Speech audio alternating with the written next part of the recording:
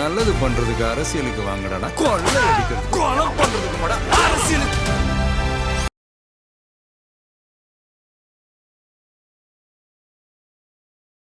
அப்பட்டமான அவதூறு இது.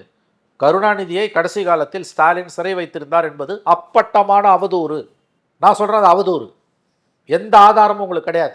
உங்களுக்கு திமுக மேல இருக்க கோபத்தை, வெறுப்பை தீர்த்துக்கிறதுக்கு நீங்க இதெல்லாம், அதுவும் சொன்ன மாதிரி ஒரு யூடியூபர் போட்ட வீடியோல இருந்து தன்னோட அரசியலை முன்னெடுக்க வேண்டிய துர்பாக்கியமான நிலைமைக்கு அதிமுக தள்ளப்பட்டிருக்கு. உதயநிதி எடப்பாடியோட மோதட்டுங்க. ஆமா, அது புரியுதுங்க. அவர் அடுத்த ஸ்டேஜுக்கு சிஎம் ஆக போறாரு உதயநிதி, அதனால அவர் மோதுறாரு, புரியுது. எடப்பாடி போய் உதயநிதியோட மோதக்கூடாது. விஜய் வந்து யாரோட மோதுறாரு? சிஎம்மோட தான் மோதுறாரு. அவர் இறங்கி வராரு. எடப்பாடி இறங்கி வரார். தான் இருந்த உயரமும் தனக்கு இருக்கிற உயரமும் அவருக்கு தெரியல. ஆதவர்ஜனா தொடர்ந்து சொல்றாரு, எங்களுக்கு கொடுக்குறாங்க, கொடுத்து மறுபடியும் 1 மணி நேரத்துல அது நியாயமானது. அவர் பாவங்க, அவங்களுக்கு அநீதி இழைக்கப்படுது என்பது உண்மை. 4 மணி நேரம் கொடுத்த பிரச்சனையை 1 மணி நேரமா சுருக்குறாங்கன்னு என்ன அர்த்தம்? யாருக்குமே இல்லாத அநியாயம் நடக்குதுங்க. அவங்களால கேம்பெயினுக்கே போக முடியாங்க விஜயால. இன்னைக்கு எல்லா தலைவர்களும் காலையில இருந்து ராத்திரி வரைக்கும் கேம்பெயின்ல இருக்காங்க. ஸ்டாலின், எடப்பாடி, சீமான் 3 பேரும் கேம்பெயின்ல சுத்தி சுரண்டுகிட்டு இருக்காங்க. ஆனா நம்முடைய விஜய் எங்க இருக்காரு? 2 நாள் ஆச்சு வீட்டை விட்டு வெளியில வந்து. ஏங்க நாள் இல்லைங்க, இவர் ரேசிங் அகேன்ஸ்ட் டைம். ரெட்ரோலுக்ஸ் நெஞ்சங்களுக்கு வணக்கம். நான் கார்த்திக். இன்றைய நேர்காணலில் நம்முடைய இணைந்திருப்பவர் மூத்த பத்திரிகையாளர் திரு மணி அவர்கள். நிகழ்ச்சிக்கு போகிறதுக்கு முன்னாடி ரெட்ரோலுக்ஸை சப்ஸ்கிரைப் பண்ணவங்களுக்கு மிக்க நன்றி. பண்ணாதவங்க தொடர்ந்து சப்ஸ்கிரைப் பண்ணிவிட்டு வீடியோக்களை பாருங்கள். வணக்கம் சார். வணக்கம். பிரச்சாரம் சூடு பிடிச்சிருக்கு. எல்லா கட்சி தலைவர்களும் அவங்களுடைய பிரச்சாரங்களை வந்து பண்ணிக்கிட்டு இருக்காங்க. ஆனால் வழக்கம் போல் நமக்கு வந்து இந்த அதிமுக திமுகவுடைய அந்த பிரச்சாரம் அப்படின்றத நம்ம பார்க்குறோம். கடந்த காலங்கள்லேருந்து பார்த்துட்டு இருக்கும்போது இப்போவும் அதே மாதிரியான ஒரு பிரச்சாரம் அப்படின்றது போயிட்டுருக்க வேளையில் எடப்பாடி பழனிசாமி அவர்கள் பேசக்கூடிய விஷயங்கள், அதற்கு பதிலளிக்கக்கூடிய திமுக தலைவராக இருக்கட்டும் அல்லது துணை முதலமைச்சர் உதயநிதி ஸ்டாலினாக இருக்கட்டும், இந்த பிரச்சார எப்படி பார்க்குறீங்க? மாறி மாறி அவங்களுக்குள்ளே நடக்கக்கூடிய விஷயங்கள். இவர் ஒரு விஷயம் சொல்கிறாரு, அதற்கு எதிராக உதயநிதி ஸ்டாலின் சொல்கிறாரு, ஒரு காலில் விழுந்தவர்னு சொல்லி ஒரு ஃபோட்டோவை காமிச்சு அவர் ஒரு உரையை வந்து பரப்புரையை நிகழ்த்துறாரு. இந்த போக்கு எப்படி பார்க்குறீங்க? இது ரொம்ப அருவருப்பான போக்கு. யார் ஆரம்பித்தாலும் யார் தொடர்ந்தாலும். அவர் சசிகலா காலில் விழுந்தது என்ன எத்தனை நாளைக்கு சொல்லி திமுக ஓட்டு கேட்கணும்னு தெரியல. அவர் என்ன பண்ணுறாரு? வால்டாயில் குடிச்சியான்னு உதயநிதியை பார்த்து கேட்குறாரு எடப்பாடி பழனிசாமி. ரெண்டுமே தப்பு. ஓகே, ரெண்டுமே தப்பு. நீங்கள் பாலிடிக்ஸ்னால் இஷ்யூஸை பேசுங்க. இந்த 5 ஆண்டு கால ஆட்சியில் திமுகவோட வேதனைகள், ஆட்சியோட வேதனைகள், திமுக ஆட்சியில் நடந்த தவறுகள், அட்டூழியங்கள், அதை எடப்பாடி பேசணும். எடப்பாடி ஆட்சியில் நடந்த அட்டூழியங்கள், இந்த 5 ஆண்டுகளில் எதிர்கட்சியாக அவர் என்ன உருப்படியாக செஞ்சாருன்றதை உதயநிதி பேசணும், ஸ்டாலின் பேசணும். ரெண்டுமே விட்டுட்டு எடப்பாடி சசிகலா காலில் விழுந்து ஊர்ந்து போனார்னு பேசுனீங்கன்னா அவங்க நீங்கள் பால்டாயில் குடிச்சது அவங்க எடுக்கிறாங்க. அப்புறம் கருணாநிதியை கைதியாக வச்சுருந்தீங்க, அவர் கருணாநிதி சாவில் மர்மம் இருக்குது, நான் வந்தால் விசாரணைக்கு உத்தரவு போடுவேன்றது அதை விட பெரிய, அதாவது எப்படி சொல்கிறோம்னா தேவையில்லாத அபத்தமான பேச்சு அது. அப்போ நீங்கள் தான் சிஎம்மாக இருந்தீங்க 18, 3 வருஷம் அதுக்கு பிறகு சிஎம்மாக இருந்தீங்க 21 வரைக்கும். என்ன பண்ணீங்க? சரி, 21 எலெக்ஷன்லேயே அதை பேசுனீங்களா? பேசலை. இப்போ 8 வருஷம் பொறுத்து என்ன கருணாநிதி மேலே உங்களுக்கு அவ்வளோ அக்கறை? இது இப்போ ரொம்ப முக்கியமாக தமிழ்நாட்டுக்கு? அவர் 95 வயசில் நிறைய வாழ்ந்து செத்து போனார். அது ஒரு இயற்கை மரணம் என்பது எல்லோருக்கும் தெரியும்.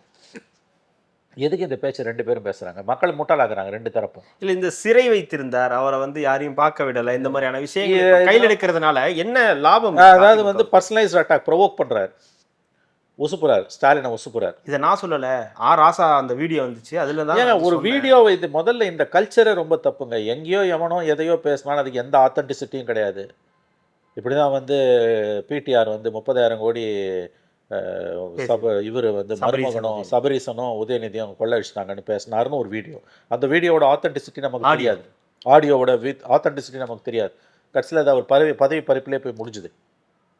இந்த ஆட்சி வந்த முதல் 2 ஆண்டு காலம் வந்து பிடிஆர் கிடைச்ச விளம்பரம் தமிழ்நாடு அரசில் யாருக்குமே கிடைச்சது கிடையாது. அதுவும் முதல் பட்ஜெட் அவர் ப்ரெசென்ட் பண்ணும்போது தமிழ்நாடு வரலாறுலேயே, சுதந்திரத்துக்கு பிந்தின தமிழ்நாடு வரலாறுல அதுக்கு முன்னாலேயும் எவனும் பட்ஜெட் ப்ரெசென்ட் பண்ணதில்லை, அதுக்கு பின்னாலேயும் எவனும் பட்ஜெட் ப்ரெசென்ட் பண்ணதில்லைன்னு அந்த அளவுக்கு நாராசமான ஒரு விளம்பரம் வந்து பெரிய அளவில் போடப்பட்டது.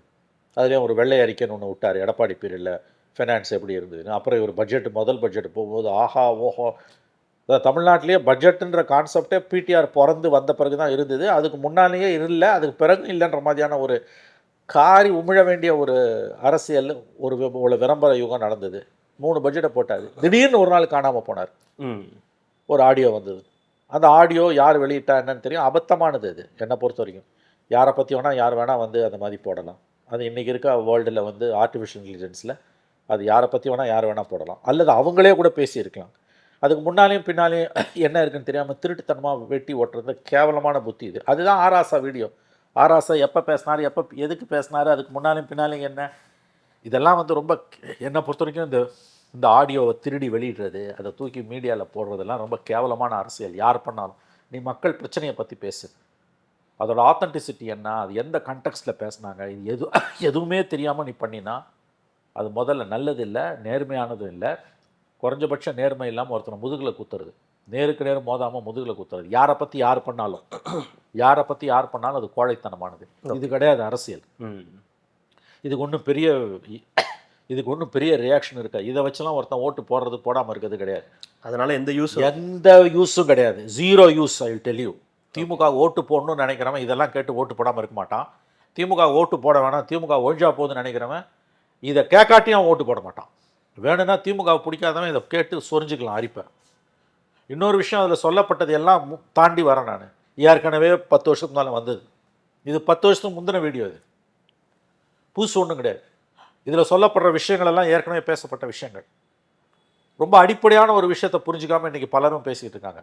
ஒரு இஷ்யூ 2 எலெக்ஷனை பாதித்ததே கிடையாது. ஒரு இஷ்யூ 2 எலெக்ஷனை பாதித்ததே கிடையாது. ஒரு இஷ்யூ ஒரு எலெக்ஷனுக்கு தான். 2G 2011 மட்டும்தான்.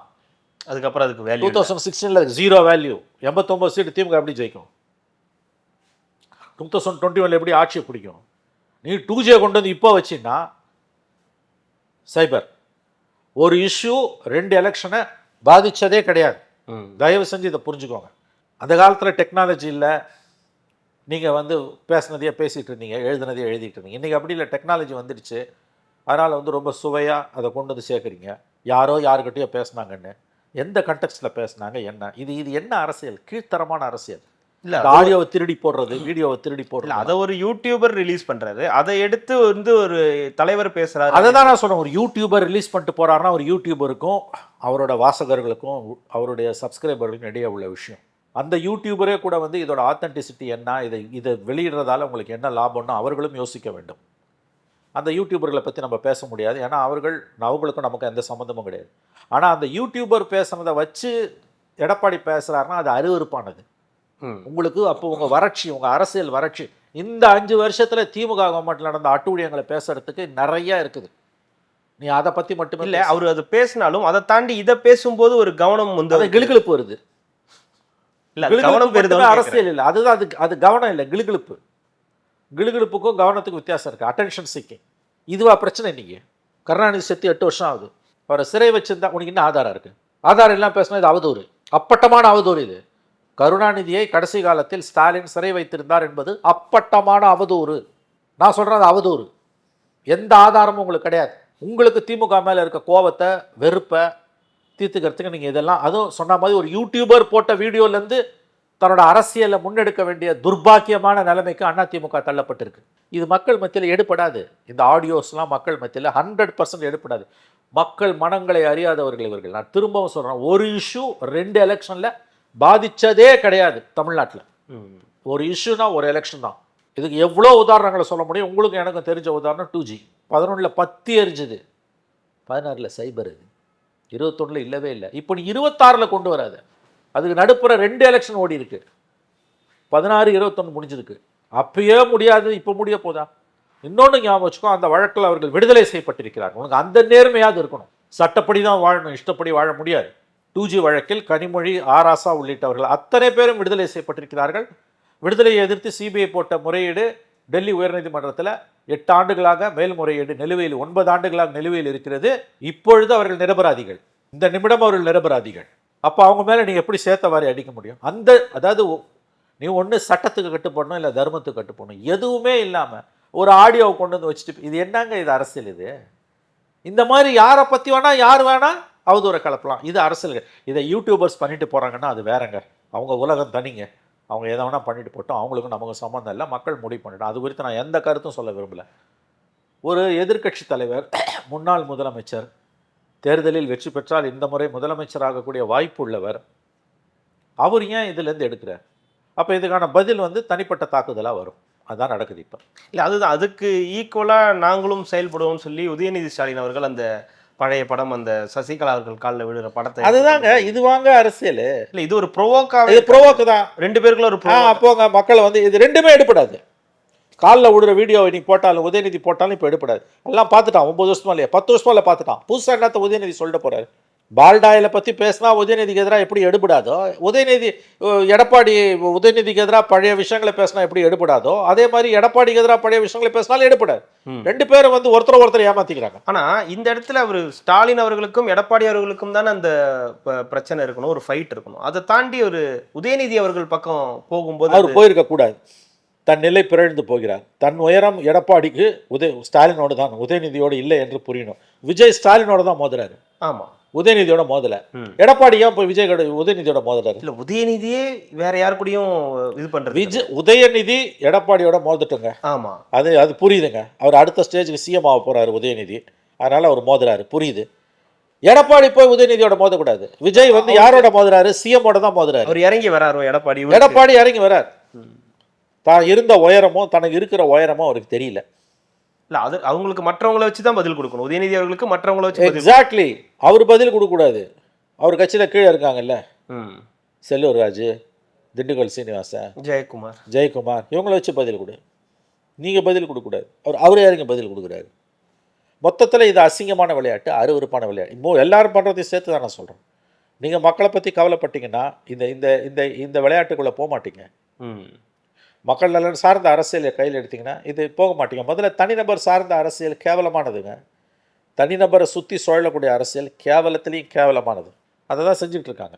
எடப்பாடியும் அதான் செய்கிறாரு, உதயநிதியும் அதான் செய்கிறாரு, ஸ்டாலினும் அதான் செய்கிறார். இது வந்து மக்கள் நிராகரிப்பார்கள். எடுபடாது இது. இல்லை இன்னும் ஒரு 2 வார காலம் தான். கரெக்டாக 2 வாரம் இருக்குது. கரெக்டாக 2 வாரம். அடுத்த செவ்வாய்க்கிழமை 5 மணிக்கு முடியுது. 5 நாள் இருக்குது. அப்படி இருக்கும்போது இந்த வேலையில் திமுக அதிமுக தவிர தாவேக்காவும் நாம் தமிழர் கட்சியும் அதே மாதிரி பரப்புரைகளை மேற்கொள்கிறாங்க. அதில் பரப்புரையில் விஜய் அவர்களுடைய பரப்புரை மட்டும்தான் வந்து பேசப்படக்கூடிய பொருளாக இருக்குது, பார்க்கக்கூடிய விஷயமா இருக்குது. அதுவுமே வந்து கேப் பயங்கரமாக விழுந்துட்டுருக்கு. நாம் தமிழர் கட்சி தொடர்ந்து அவருடைய பரப்புரை செய்கிறார். இதில் இவங்களுடைய பரப்புரைகளை எப்படி பார்க்குறீங்க?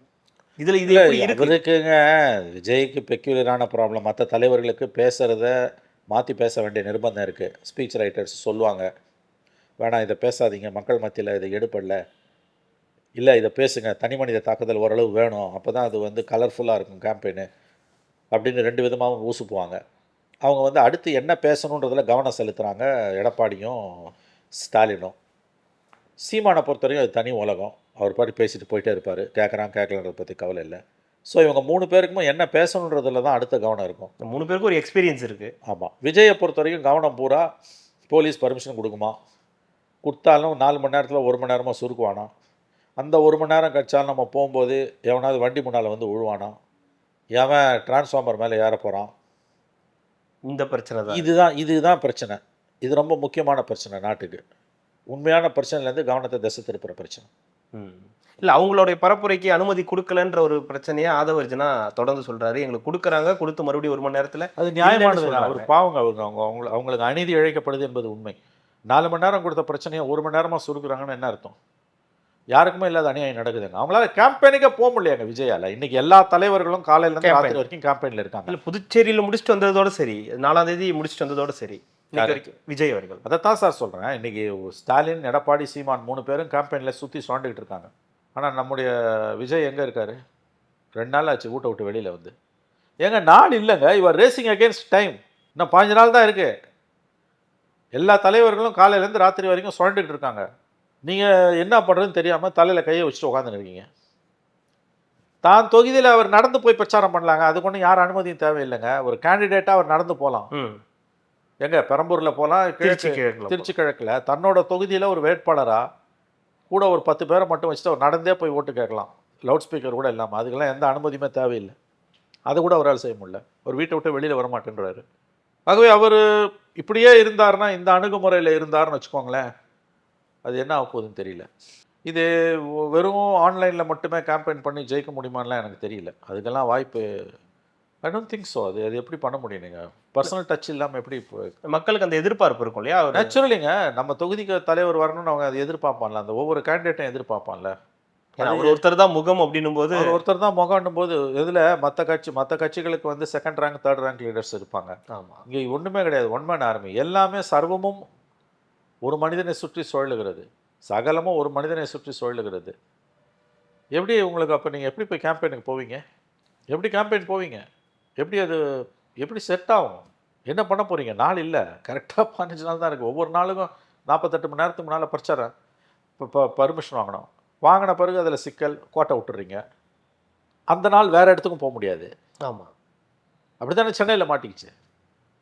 இப்போ சென்னையில் 2 நாள் கேம்பெயின் கேன்சல் ஆகிருக்கு. இப்போ சென்னையில் மறுபடியும் வாங்கினா இன்றைக்கி நீ போட்டு சண்டை போட்டு வாங்கி அடுத்த 2 நாள், அந்த 2 நாள் உனக்கு வேறு இடத்துல இருக்கும். அங்கே வாங்கின பர்மிஷன் என்ன பண்ணுவேன்?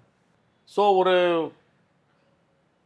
நெருக்கடி, கடும் நெருக்கடி அவருடைய பிரச்சாரத்துக்கு கொடுக்கப்படுகிறது. அவங்களும் இன்னும் புத்தாலித்தனமாக நடந்துக்கணும். அது செய்ய மாட்டேன்றாங்க அவங்க. அவர் அனுமதி எங்கேயுமே இல்லைன்னா தான் தொகுதிக்குள்ளே நடந்துக்கிட்டே இருக்கணும். நடந்து போய்கிட்டே இருந்தாருன்னா அதுக்கு ஒரு மரியாதை இருக்கும். அவர் அதை விட்டு வெளில வர மாட்டேன்றாரு.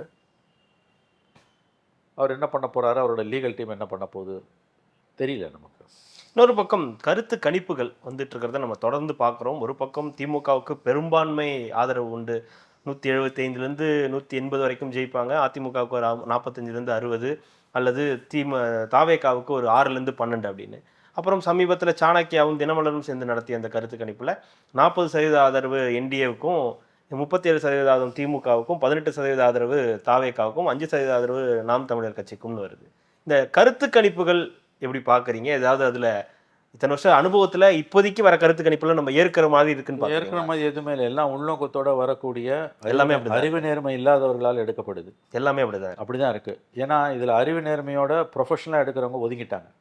ஓகே, அவர்களுக்கு கொடுக்கப்படுகிற அழுத்தம் அவர்களை ஒதுங்க செய்து விட்டது. குறிப்பிட்ட சில கட்சிகள் காசை பெரிய அளவில் பணத்தை கொடுத்து இப்படி எடுத்து கொடுன்றாங்க.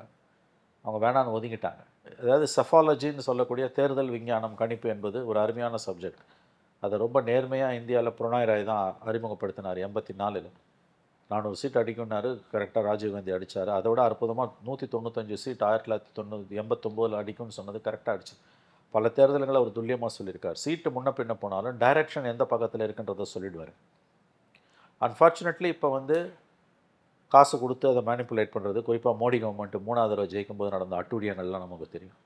அதனால் வந்து ஒரு துறையில் எக்ஸ்பர்ட்டாக இருக்கவங்க, ரொம்ப நேர்மையாக பணியாற்றுபவர்கள், அந்த துறையில் வந்து அயோக்கியர்கள் அதிகமாகிட்டாங்கன்னா ஒதுங்கி போயிடுவாங்க. அதான் இப்போ நடந்திருக்கு. இது அயோக்கியர்களின் காலம். பச்சையாக தெரியுது. காசு கொடுத்து இந்த 180 நடத்துவான், 190 நடத்துவான். யாருக்கா? இன்னொரு பக்கத்தில் அவன் 40% வாங்குவான்றான். உன் சாம்பிள் சைஸ் என்னான்னு கேட்டால் அது ஏடா கூடமாக பதில். கடந்த தேர்தலில் 6 சீட்டு பிஜேபி ஜெயிக்கும்னு சொன்னாங்க அவங்க.